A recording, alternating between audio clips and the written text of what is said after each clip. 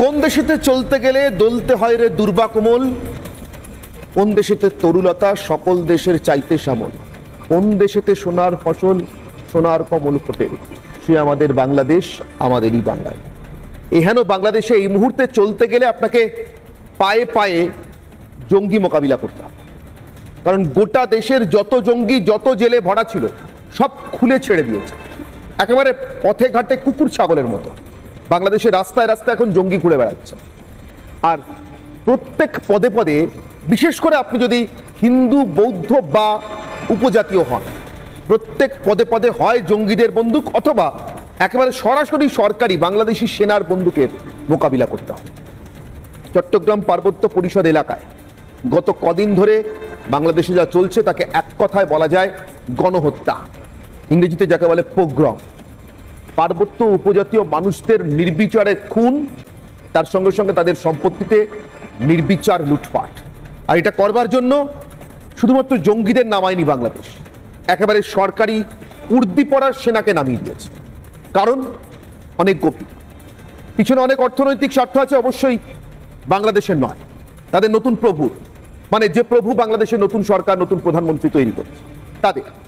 কিন্তু তাদের কথা একটু পিছনে, আপাতত সামনে কোন কথা, যে বাংলাদেশ একটি স্বাধীন, গণতান্ত্রিক, শুরুতে ধর্মনিরপেক্ষ, পরে ইসলামিক বলে ঘোষিত হলেও মোটের উপরে দেশে সংখ্যালঘুদের অধিকার রক্ষায় তৎপর ছিল মুজিবুর রহমানের সেই বাংলাদেশ।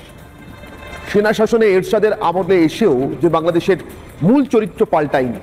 এমনকি শেখ হাসিনা চলে যাওয়ার পর, বেগম খালেদা জিয়া এলে বা খালেদা জিয়া চলে যাওয়ার পর শেখ হাসিনা এলে যে বাংলাদেশে এমন নির্বিচারে জনসমক্ষে পার্বত্য উপজাতি, হিন্দু, বৌদ্ধদের কেটে কুপিয়ে সাফ করে দেওয়া যেত না, আন্তর্জাতিক দৃষ্টি বা নজর অথবা গণমাধ্যম, সংবাদ মাধ্যম ইত্যাদির ভয় ভীতি সামান্য কিছু হলেও অবশিষ্ট ছিল, সে বাংলাদেশ কার্যত এখন সিরিয়া চালানো জঙ্গিদের হাতের মুঠোয়, যারা আর কোনো কিছুর তোয়াক্কা করে না, বরং টেলিভিশন ক্যামেরার সামনেই সবটা করে। আর যদি ক্যামেরা না পাওয়া যায় তাহলে এমনকি বিশ্ববিদ্যালয় চত্বরের ভিতরে এক ভবগুরুকে বা মানসিকভাবে কিছুটা অপ্রকৃতিস্থ এক মানুষকে ডেকে খাইয়ে, কার্যত খাইয়ে পড়িয়ে বলি দেওয়ার মতো করে আর কি, ডেকে খাইয়ে, ভালো মন্দ খাইয়ে, তারপর তাকে চোর সন্দেহে সে পিটিয়ে খুন করে দেওয়া যায় ঢাকা বিশ্ববিদ্যালয়ের ভিতরে যেটা ঘটছে। তার কারণটার কিচ্ছু না, তার কারণ বাংলাদেশের যুবকদের, তরুণদের, এমনকি শিশুদের ছবি দেখানো আমরা এড়িয়ে চলি সর্বতভাবে। তাই দেখাবো না। 7 থেকে 13 বছর বয়সী শিশুরা বাংলাদেশে দুর্গাপুজোর জন্য হিন্দুরা যে মূর্তির বরাত দিয়ে গেছে, কুমোরটুলিতে ঢুকে সেই মূর্তি ভেঙে দিয়ে আসছে। জিজ্ঞাসা করলে বড়দের দেখিয়ে দিচ্ছে। এই বিষ তাদের রক্তে, তাদের শরীরে ঢুকিয়ে দেওয়া হচ্ছে, যাকে তাকে যখন তখন কুপিয়ে মারা যায়। আপাতত শুধু হিন্দু, বৌদ্ধ এবং উপজাতীয়দের মারতে বলা হয়েছে, কিন্তু এই যে বললাম বিষ একবার শরীরে ঢুকে গেলে একটা সময় পরে মাত্রা জ্ঞান ছাড়ায়, তখন সামনে যাকে পায় তাকে খায়। তাই ঢাকা বিশ্ববিদ্যালয়ের ভিতরে এই ঘটনা ঘটে গিয়েছে। এবারে দেখবেন গোটা দেশ জুড়েই হয়তো ঘটছে। কিন্তু প্রশ্নটা শুধু ঢাকা বিশ্ববিদ্যালয়ের নয়, শুধু বাংলাদেশের তরুণ যুবক সম্প্রদায়ের নয়, শুধুমাত্র মার্কিন সেবাদাস বা পাক সেনার নতুন এজেন্ট মোহাম্মদ ইউনিসের উপদেষ্টা মণ্ডলীর নয়। প্রশ্নটা বাংলাদেশের ধর্মনিরপেক্ষ গণতান্ত্রিক চরিত্রেরও শুধু নয়, প্রশ্নটা বাংলাদেশ আদৌ আর বাংলাদেশ নামে থাকবে কি। বাংলাদেশ সত্যি সত্যি আবার তার 1971 পূর্ববর্তী পূর্ব পাকিস্তানের নামেই, সরকারিভাবে পূর্ব পাকিস্তান নামেই ফেরত যেতে চলেছে। তার সমস্ত লক্ষণ, ইঙ্গিত, ব্যবস্থাপনা স্পষ্ট। বাকিটা অবশ্যই ভবিষ্যতের গল্প, বাংলাদেশের মানুষের হাতে। কিন্তু আপাতত যা দেখে বিতর্ক করছি, আমার আজকে বিশেষ প্রতিবেদন। আমাদের এবং অন্যান্য যে ট্রাইবেল রয়েছে ওদেরকে পার্বত্য চট্টগ্রামের যতগুলো শহর রয়েছে ওখান থেকে তাড়িয়ে দিয়ে, যাতে কোনো ইকোনমিক অ্যাক্টিভিটিতে পার্টিসিপেট করতে না পারে, উচ্ছেদ করার যে পরিকল্পনা রয়েছে সেটা বাস্তবায়ন করতে গিয়ে বাংলাদেশ সেনাবাহিনী পার্বত্য চট্টগ্রামে পুলিশের কাজ না করে হত্যাকারীর কাজ করছে। এবং আজকে পর্যন্ত 9 জন ট্রাইবেল, যেখানে অনেক চাকমা এবং ত্রিপুরী রয়েছে, ওদেরকে হত্যা করেছে। ঠিক যেভাবে গ্রামকে গ্রাম হিন্দু ঘরবাড়ি জ্বলে পুড়ে খাক, হিংসার আয়োজন আড়ম্বর তো ছিলই, গণ অভ্যুত্থানের নামে আন্তর্জাতিক সন্ত্রাসবাদীদের জেল মুক্তি ছিল আদতে ভবিষ্যৎ পরিকল্পনার অংশ মাত্র, যারা এই মুহূর্তে জামাতি মৌলবাদী সরকারের বড় কাজে আসছে বাংলাদেশের সংখ্যালঘু নিধন যজ্ঞে। সারা দেশে আনুমানিক 2 কোটি ধর্মীয় জাতিগত সংখ্যালঘু ও আদিবাসী জনগোষ্ঠী যারা বর্তমানে আতঙ্ক ও ভয়ের মধ্যে দিনাতিপাত করছে। 157টি পরিবার রয়েছে যারা বসতবাড়ি, ব্যবসা প্রতিষ্ঠান, অর্থ সম্পদ সবকিছু হারিয়ে নিঃস্ব হয়ে তাদের পরিবার পরিজন নিয়ে বর্তমানে মানবতর জীবনযাপন করছে। শুধুমাত্র একটা ভাষাকে ভালোবেসে যে রাষ্ট্রের জন্ম, সেই রাষ্ট্র এখন উর্দুকে সরকারি ভাষা বানাতে প্রবল প্রয়াস।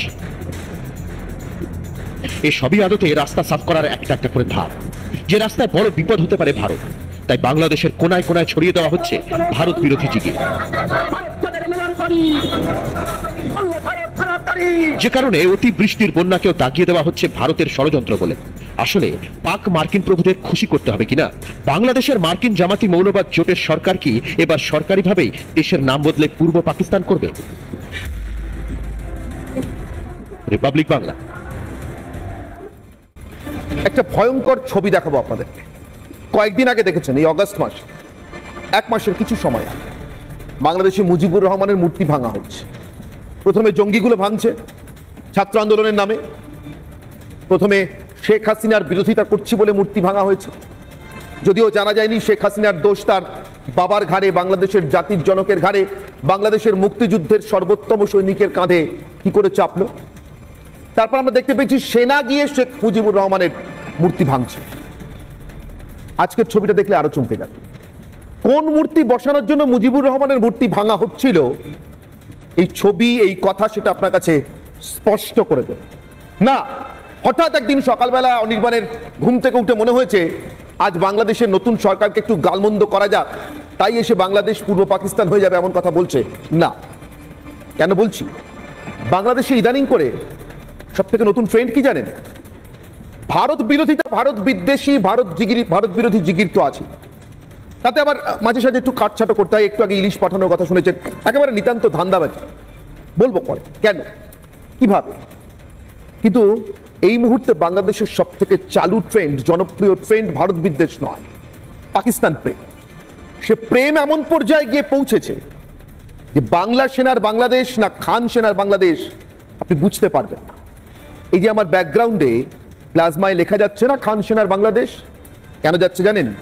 ওই খান সেনাকে জয়েদ, যার আদর্শ, যার মতাদর্শে চলা পাকিস্তানি সেনানায়করা বাংলাদেশের মাটিতে পাঠিয়ে হিন্দু, মুসলমান, বৌদ্ধ, উপজাতির নির্বিশেষে লুণ্ঠন, হত্যা এবং ধর্ষণ করেছে।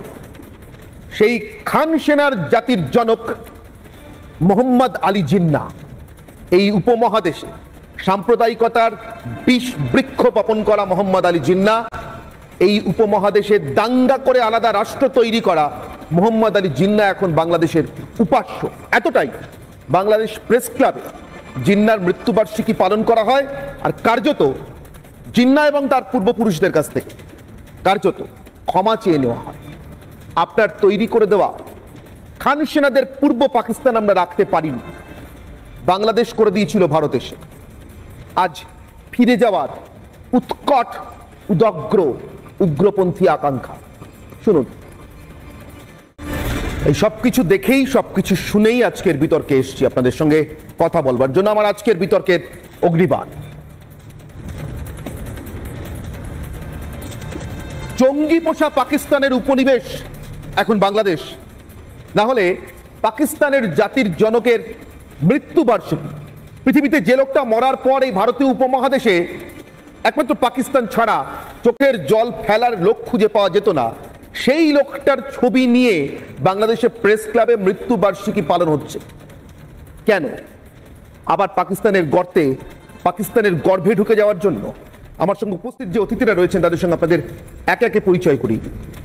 চট্টগ্রাম পার্বত্য পরিষদে এই মুহূর্তে খান সেনার যে অত্যাচার চলছে বাংলাদেশে, সেটা যে আসলে সরাসরি পাকিস্তানি উপনিবেশ তৈরির চক্রান্ত মাত্র, তার বাইরে কিছু না, স্পষ্ট হবে ক্রমশ আপনাদের কাছে। আমার সঙ্গে রয়েছেন বাংলাদেশ থেকে সরাসরি সনাতন একতা মঞ্চের সভাপতি স্বামী মহেশ্বরানন্দ পুরী মহারাজ। আমার সঙ্গে রয়েছেন সুহাস চাকমা, ভারতীয় চাকমা নেতা, যারা বাংলাদেশে গত কদিনের পার্বত্য পরিষদ এলাকাতে চাকমা, ত্রিপুরী ইত্যাদি উপজাতীয় মানুষের এই গণহত্যা দেখে সরাসরি ভারতের প্রধানমন্ত্রীর দ্বারস্থ হয়েছেন। আমার সঙ্গে রয়েছেন স্বামী পরমাত্মানন্দজি মহারাজ, মহামণ্ডলেশ্বর পরমহংস। আমার সঙ্গে রয়েছেন দীপাঞ্জন চক্রবর্তী, প্রাক্তন এনএসজি কর্তা। রয়েছেন অনির্বাণ চৌধুরী, কান্দি থেকে মুর্শিদাবাদের সিপিআই নেতা। এবং আমার সঙ্গে রয়েছেন চন্দন ঘোষ চৌধুরী, কংগ্রেস মুখপাত্র। আমি শুরু করবো চন্দনবাবু আজকে আপনার কাছ থেকে।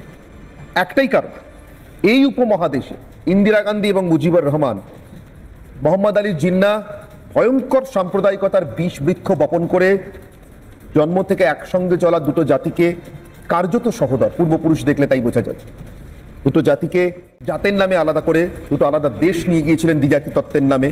হিন্দু এবং মুসলমান আলাদা, এটা বুঝতে এবং বিশ্বাস করতে শিখিয়েছিলেন। সেই